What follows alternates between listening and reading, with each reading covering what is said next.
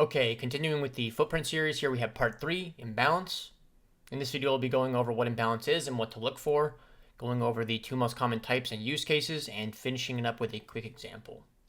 So without further ado, let's get into the definition side of things. What is imbalance in a footprint?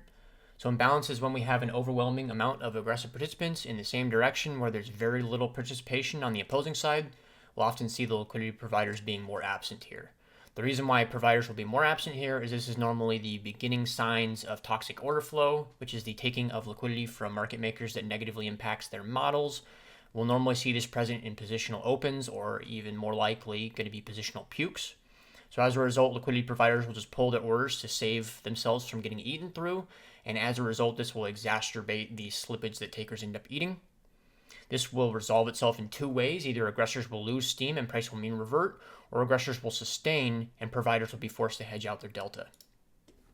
Here's a quick example of the footprint that I read. I want to make the point that similar to the absorption video, I very seldom actually zoom in and read the numbers. The human mind is very gifted at pattern recognition. I would suggest everybody tries the pattern recognition version first.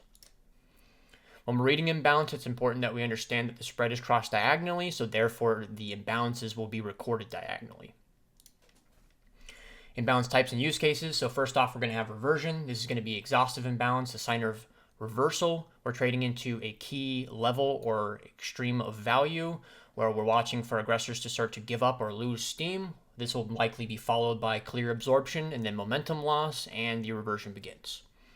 From there, we have the momentum style. This is going to be initiative imbalance, a continuation trade. We want to look at this very similar to how we would look at a support resistance flip on a single. You're going to expect that it's going to serve as support when it's going with the trend and resistance when it's counter trend.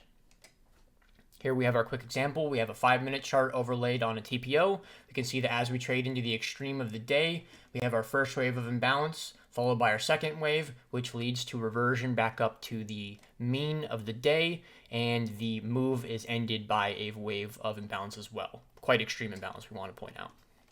Thanks, guys.